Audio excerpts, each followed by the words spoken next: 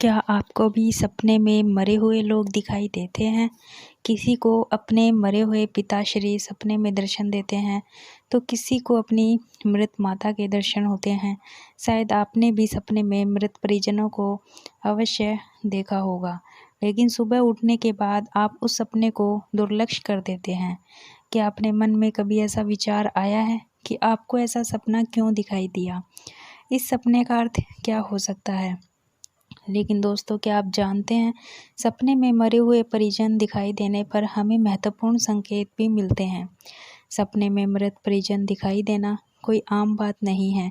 इसके पीछे गहरा रहस्य छिपा हुआ है, जिनका वर्णन हमारे पुराणों में किया गया है।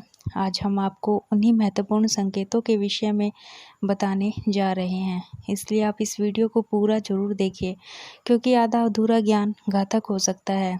आज की इस प्रस्तुति में हम आपको सबसे अधिक सुनी जाने वाली एक ऐसी महान कथा सुनाने जा रहे हैं। इस कथा के माध्यम से आपको समझ में आएगा कि सपने में मरे हुए लोग देखने का क्या अर्थ होता है।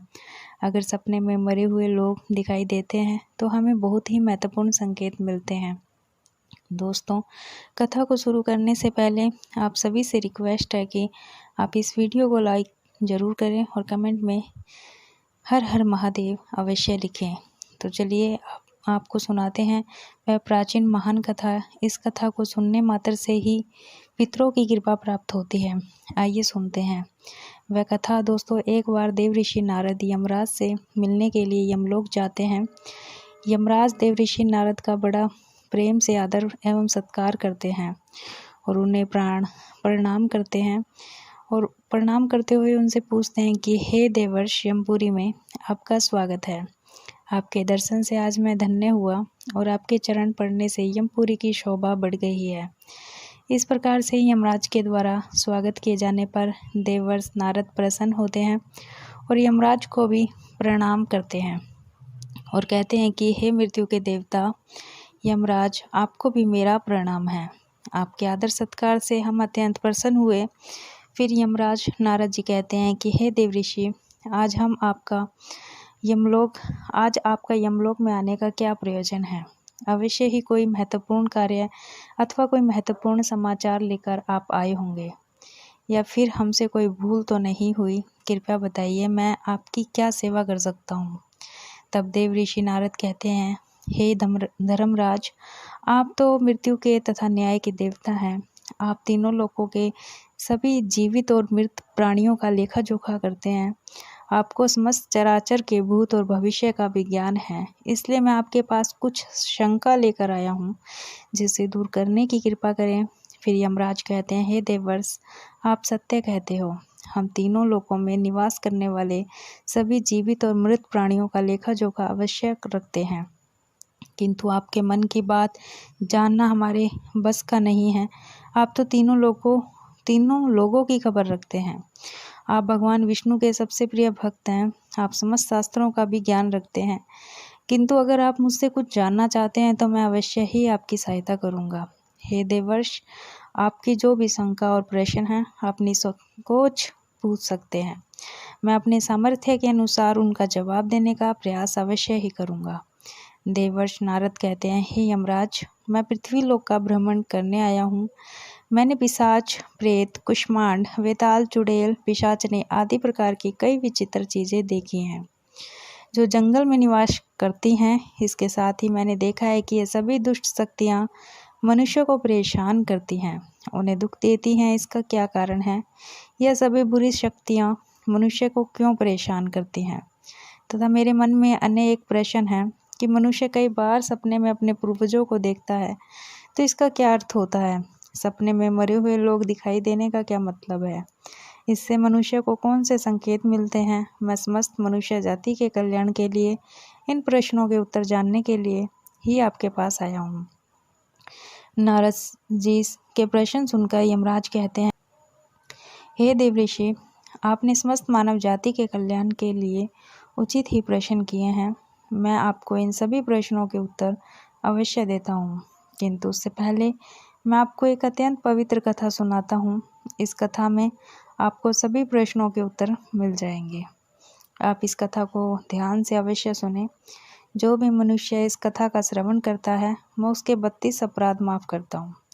तब नारद जी कहते हैं, हे धर्मराज, आप मुझे वह महान कथा सुनाइए, मैं इसे ध्यान से सुनूंगा। तो दोस्तों फिर यमराज देव ऋषि नारद को यह महान कथा सुनाते हैं। तो चलिए आपको यह कथा सुनाते हैं। आप सभी इस कथा को ध्यान से सुनिए। और एक समय की बात है, मध्य देश में एक अत्यंत शोभायमान नगरी थी, जहाँ पर एक सेठ अपने 4 भाइयों के साथ निवास करता था। उस सेठ का नाम धर्मन था। उसके 4 भाई सुमन, नंदन, विरचन और विवान थे। सेठ और उसके भाइयों का विवाह हो चुका था और सभी बड़े प्रेम के साथ एक दूसरे के साथ रहते थे। सेठ के पास किसी भी चीज़ की कोई कमी नहीं थी। वह और उसके भाई बहुत मेहनती थे और मिलजुल कर व्यापार और खेती करते थे। पूरे नगर में सेठ के जितना कोई भी धनवान नहीं था। यह सारी संपत्ति सेठ को उसके पूर्वजों से ही प्राप्त हुई थी। सेठ के पूर्वज महाध्यानी और दयावान थे। वे सभी दान, धर्म और अनेक प्रकार के यज्ञ, हवन आदि धार्मिक कार्य किया करते थे। किंतु सेठ कंजूस स्वभाव का था और उसके अंदर पूर्वजों के लक्षण बिल्कुल भी नहीं थे। सेठ ना दान धर्म करता और ना ही यज्ञ तथा हवन आदि कार्य करता। सेठ ने धन तो बहुत इकट्ठा किया था, किंतु उसने कभी अपने धन का सदुपयोग नहीं किया। उसने कभी किसी को फूटी कौड़ी भी दान में नहीं दी और ना ही उसने कभी दूसरों को भोजन कराया। सेठ के पूर्वज तो मंदिरों में भंडारा किया करते थे, गरीबों को वस्त्र और अन्न का दान किया करते थे, लेकिन सेठ ने अपने पूर्वजों का कभी अनुसरण नहीं किया। वह हमेशा ही धन कमाने और धन का संचय करने में लगा रहता था, जिससे उसके पास बहुत सारा धन संपत्ति तो हो गई, लेकिन उसके पूर्वज उससे बहुत दुखी और नाराज हो गए। फिर पितृपक्ष आया। पितृपक्ष में सभी पूर्वज अपने पुत्रों के द्वारा श्राद्ध और तर्पण की अपेक्षा कर रहे थे, किंतु उनके किसी भी पुत्र ने अपने पूर्वजों के लिए ना श्राद्ध किया और ना ही तर्पण किया। उन्होंने ना दान धर्म किया और ना ही किसी भूखे प्राणी को भोजन कराया। अपने पुत्रों को ऐसी दुष्टता देखकर सभी पितृगण अत्यंत दुखी हुए। सेठ के पूर्वजों को अपने पुत्र का व्यवहार ठीक नहीं लगता था। इस कारण से वे पितरलोक में भी बहुत दुखी रहा करते थे। धन कमाने के लालच में सेठ इतना उन्मत्त हो गया था कि वह अपने पूर्वजों को ही भूल गया और उसने अपने पूर्वजों का श्राद्ध, तर्पण आदि कार्य करना भी बंद कर दिया, जिससे उसके पूर्वजों की आत्मा की तृप्ति नहीं होती थी। वे अपने पुत्र के ऐसे व्यवहार से दुखी रहने लगे। फिर एक दिन उस सेठ के पूर्वज चर्चा करते हैं कि वे एक दूसरे से कहने लगते हैं, हमारा बड़ा ही दुर्भाग्य है जो हमारे कुल में इतने स्वार्थी और लालची पुत्रों का जन्म हुआ है। हमारे पुत्र ना हमारे लिए श्राद्ध करते हैं और ना ही दान धर्म करते हैं। हमारे पुत्रों के कुकर्म के कारण हमारा पतन हो रहा है। इस प्रकार से विचार करके वे सभी पितृ अपने पुत्रों से मिलने के लिए जाने के विषय में सोचने लगते हैं और कहते हैं कि हमें यमराज के पास जाना चाहिए। अब वे ही हमारी इस समस्या का समाधान कर सकते हैं। हम सभी यमराज के पास जाकर उनसे हमारे पुत्रों को मिलने के लिए जाने की अनुमति मांगेंगे। फिर सभी पितृगण आकाश मार्ग से उड़ते हुए पितरलोक से यमलोक में यमराज के पास जाते हैं। वहाँ पर जाकर वे सभी यमराज को नमस्कार करते हैं। पितृगणों को यमपुरी में आया हुआ देखकर यमराज भी उनका स्वागत करते हैं और उनके आने का कारण पूछते हैं। तब सभी पितृ हाथ जोड़कर अपना दुख बताने लगते हैं। वे सभी पितृ यमराज से कहते हैं कि हे धर्मराज, हमारे पुत्रों की मति भ्रष्ट हो चुकी है। हमारे पुत्र तो ना तो दान करते हैं और ना ही श्राद्ध और ना ही तर्पण करते हैं। उनके अशुभ आचरण से हमारा पतन हो रहा है। वे कभी दान धर्म नहीं करते, जिस कारण वे हमारी संतुष्टि नहीं हो रही है। कृपया आप हमें हमारे पुत्रों से मिलने के लिए एक बार जाने दें। हम हमारे पुत्रों को समझाकर लौट आएंगे, उन्हें शास्त्रों का ज्ञान देकर फिर से यमलोक लौट आएंगे। तब यमराज ने उन्हें आज्ञा देते हुए कहा, हे महात्माओं, तुम अपने पुत्र को मिलने के लिए तो नहीं जा सकते, किंतु तुम अपने पुत्र को स्वप्न के माध्यम से संकेत अवश्य दे सकते हो। इसलिए आप सभी अपने पुत्रों को अपने सपने में जाकर संकेत देकर उन्हें अपना दुख समझा सकते हो। फिर वे सभी पितृ इस बात पर सहमत हो जाते हैं और एक एक करके अपने सभी पुत्रों के सपनों में जाकर उन्हें दर्शन देते हैं। सबसे पहले वे अपने बड़े पुत्र के अर्थात उस सेठ धर्म के सपने में उसे दर्शन देते हैं और उसे संकेत देते हैं, किंतु उनका बड़ा पुत्र उनके संकेतों को समझ नहीं पाता है। दूसरे दिन जागने पर वह उस सपने को भूल जाता है और अपने पितरों के द्वारा दिए गए संकेतों को भी नज़रअंदाज कर देता है। इससे वे सभी पितृगण फिर से निराश हो जाते हैं और फिर सभी पितृगण अन्य पुत्रों के सपनों में जाकर भी उन्हें दर्शन देने लगते हैं तथा उन्हें अनेक प्रकार के संकेत भी देते हैं, लेकिन उनके बाकी पुत्र भी उन संकेतों को दुर्लक्ष्य कर देते हैं। कोई भी अपने पूर्वजों के द्वारा बताए हुए संकेतों को नहीं समझ पाता है, जिससे सभी पितृगण अत्यंत दुखी और नाराज हो जाते हैं। सेठ और उसके भाई धन कमाने के लालच में पूरी तरह अंधे हो चुके थे। उन्हें पूर्वजों के द्वारा दिव्य संकेतों का महत्व कुछ भी नहीं लगता था, किंतु पितरों के स्वप्न में दर्शन देने के कुछ ही दिनों के बाद उस सेठ को व्यापार में नुकसान उठाना पड़ता है। उसे व्यापार में बहुत ज़्यादा घाटा होने लगता है, जिससे उसकी सारी धन संपत्ति नष्ट हो जाती है। सभी भाइयों में वाद विवाद और लड़ाई झगड़े होने लगते हैं। पूर्वजों द्वारा जमा की हुई सारी जमीन जायदाद वो बेच डालते हैं और पूरी तरह से बर्बाद हो जाते हैं। सभी भाई एक दूसरे से अलग हो जाते हैं और अपना अपना पेट पालने में लग जाते हैं। उधर स्वर्ग लोक में पितरों को अपने पुत्रों की ऐसी दुर्गति देखकर बहुत पीड़ा होने लगती है। सभी पितृगण अत्यंत दुखी और उदास हो जाते हैं।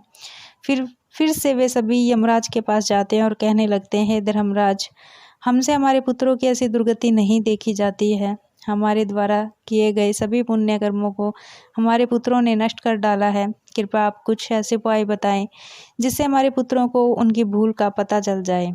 फिर यमराज उन पितरों से कहते हैं, हे महात्माओं, तुम्हारी इस व्यथा को मैं समझता हूँ। मैं तुम्हारी अवश्य ही सहायता करूँगा।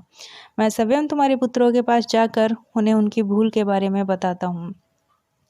फिर दोस्तों, यमराज अपने भैंसे पर सवार होकर पृथ्वीलोक पर आते हैं और उस सेठ के घर की तरफ जाने लगते हैं। जब यमराज सेठ के घर के समीप पहुंच जाते हैं, तभी वे एक साधु का रूप धारण कर लेते हैं। सबसे पहले वे उस सेठ के घर जाते हैं तो वह सेठ अत्यंत बीमार पड़ा हुआ होता है। द्वार पर जाकर यमराज कहने लगते हैं, भिक्षम देहि भिक्षामदि, क्या घर में कोई है? हे माई, तुम्हारे द्वार पर एक साधु आया है जो बड़े दूर से यात्रा करके आया है। कोई हो तो भिक्षा दो। भिक्षा हम देही, भिक्षा हम देही, हम देही। द्वार पर आए साधु को देखकर उस सेठ की पत्नी सुनंदा उनका स्वागत करती है और कहती है, पधारिए साधु महाराज, आपका स्वागत है। कहिए, मैं आपकी किस प्रकार से सहायता कर सकती हूँ? वे साधु रूपी यमराज कहते हैं, हे देवी, मैं बहुत भूखा हूँ और यात्रा पर निकला हूँ। यदि दान में कुछ भोजन मिल जाए तो बड़ी कृपा होगी। फिर सेठ की पत्नी कहती है, ठीक है साधु महाराज, आप रुकिए, मैं अभी आपके लिए कुछ भोजन लेकर आती हूँ। सेठ की पत्नी के चेहरे पर दुख के हाव भाव देखकर वे साधु रूपी यमराज कहने लगते हैं, हे पुत्री, तुम्हारे मुखमंडल पर दुख दिखाई पड़ रहा है। अगर कोई गोपनीय बात ना हो तो मुझे बताओ, तुम्हारे दुख का क्या कारण है? वह स्त्री कहती है, हे साधु महाराज, आप सत्य कह रहे हैं। पहले हम बहुत धनवान और समृद्ध थे। मेरे पति और उनके भाई सभी साथ साथ रहते थे, किंतु अचानक ही सभी भाइयों में झगड़ा हो गया। अचानक से हमारा सारा व्यापार डूब गया और हम सब दरिद्र हो गए। यह किस दोष के कारण हुआ? कृपया आप हमें बताइए। तब साधु कहता है, हे पुत्री, तुम्हारे घर में पितृदोष है। उसी कारण से तुम्हारे पति की यह दशा हुई है। तुम्हारे पति के कर्मों के कारण उसके पूर्वज रुष्ट हुए हैं। साधु की बात सुनकर वह सेठ वहां पर आता है और साधु से पूछने लगता है, हे साधु महाराज, कृपया मुझे बताइए, मैंने ऐसा कौन सा पाप किया है जो मेरा सब कुछ बर्बाद हो गया है? मेरे भाई भी मुझे छोड़कर चले गए और मैं बीमार पड़ गया। तब वह साधु कहते हैं, हे पुत्र, तुमने अपने पूर्वजों को नाराज किया। तुम्हारे पूर्वजों ने जो संपत्ति और पुण्य अर्जित किया था उसे तुमने और तुम्हारे भाइयों ने नष्ट कर दिया। इसी कारण से तुम्हारी यह दुर्गति हुई। तुम लोगों ने अपने पितरों का श्राद्ध नहीं किया, उनका तर्पण नहीं किया। इसी कारण से तुम्हारे सभी पूर्वज तुमसे रुष्ट हो गए हैं। तुम्हारे पूर्वजों ने सपने में आकर तुम्हें कई महत्वपूर्ण संकेत दिए थे, किंतु तुमने उन संकेतों को दुर्लक्ष्य कर दिया और अपने पूर्वजों को अपमानित किया। यही कारण है कि तुम्हारा सारा वैभव नष्ट हो चुका है। इस प्रकार से उस साधु के द्वारा बताने पर उस सेठ को सब कुछ पता चल जाता है। उसे याद आता है कि उसके सपने में उसके पूर्वजों ने उसे दर्शन दिए थे। वह सेठ उस साधु से कहता है, हे साधु महात्मा, आप सत्य कह रहे हैं।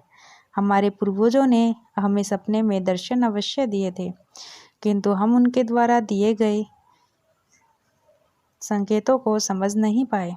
कृपया आप मुझे सपने में पूर्वजों को देखने पर क्या संकेत मिलते हैं, इस बारे में बताइए। फिर वह साधु कहते हैं, हे पुत्र, अब तुम ध्यान से सुनो। मैं तुम्हें सपने में पूर्वज दिखाई देने पर मिलने वाले संकेतों के बारे में बताता हूँ। साधु रूपी यमराज कहते हैं, हे पुत्र, यदि पितरों का उद्धार नहीं होता है तो वे प्रेत योनि में ही मृत्यु लोक पर भटक रहे होते हैं। वे भूख प्यास से व्याकुल होकर अपने परिवारजनों के घर में प्रवेश करते हैं। सुनो वत्स, अब मैं तुम्हें उन सभी संकेतों के बारे में बताता हूँ जो तुम्हें ध्यान में रखना चाहिए। यमराज ने साधु के भेष में सेठ को बताया, यदि तुम सपने में अपने पूर्वजों को भूख और प्यास से व्याकुल देखते हो तो यह संकेत अत्यंत महत्वपूर्ण है। इसका तात्पर्य यह है कि तुम्हारे पितृ अभी भी प्रेत योनि में भटक रहे हैं। इसका कारण यह है कि उनके लिए उचित रूप से श्राद्ध कर्म और तर्पण नहीं किया गया है। वे अब भी अपने परिवार से आहार और जल की प्रतीक्षा कर रहे हैं। यह स्थिति तब उत्पन्न होती है जब पूर्वजों का तर्पण समय पर नहीं किया जाता या जब श्राद्ध की प्रक्रिया को पूरी श्रद्धा से नहीं निभाया जाता। तुम्हारे पूर्वज स्वप्न के माध्यम से अपनी पीड़ा व्यक्त कर रहे हैं ताकि तुम उनकी स्थिति को समझो और उनके लिए धार्मिक अनुष्ठान कर सको। इस समस्या का समाधान यही है कि अपने पितरों के लिए विधि पूर्वक श्राद्ध कर्म और तर्पण किया जाए। सेठ को और स्पष्ट करते हुए यमराज बोले, अगर तुम्हें अपने सपने में मृत पूर्वज जंजीरों में बंधे हुए दिखाई देते हैं तो यह अत्यंत चिंता का विषय है। यह संकेत इस बात का प्रतीक है कि तुम्हारे पितृ किसी बंधन में हैं और उन्हें मुक्ति नहीं मिल पाई है। यह स्थिति तब उत्पन्न होती है जब उन्हें श्राद्ध और तर्पण समय पर नहीं किए जाते और उनके लिए आवश्यक धार्मिक कृत्य अधूरे रहते हैं। यह दर्शाता है कि पितरों की मुक्ति में बाधाएं उत्पन्न हो रही हैं। इस समस्या का समाधान भी यही है कि तुम दान, श्राद्ध और तर्पण का आयोजन करो ताकि पितरों की आत्मा को शांति मिल सके और वे अपने बंधनों से मुक्त हो सके। यमराज ने गंभीरता से कहा, अगर तुम्हारे पूर्वज सपने में मेले और फटे पुराने वस्त्र पहने हुए दिखें तो यह अत्यंत अशुभ संकेत है। ये इस बात का प्रतीक है कि तुम्हारे पितर अत्यंत दुखी और पीड़ित है। वे प्रेत योनि में भटक रहे हैं और उनकी आत्मा को शांति प्राप्त नहीं हो पा रही है। यह तब होता है जब उनके लिए श्राद्ध कर्म तर्पण और पिंड दान नहीं किया जाता। इसलिए जब भी इस प्रकार का सपना आए, अपने पूर्वजों की आत्मा की शांति के लिए तुरंत पिंडदान और तर्पण करना अनिवार्य होता है। सेठ से बात करते हुए यमराज ने समझाया, अगर तुम्हारे पूर्वज सपने में तुमसे कुछ मांगते हुए दिखाई दें तो ये इस बात का संकेत है कि उनकी कोई अधूरी इच्छा बाकी रह गई है।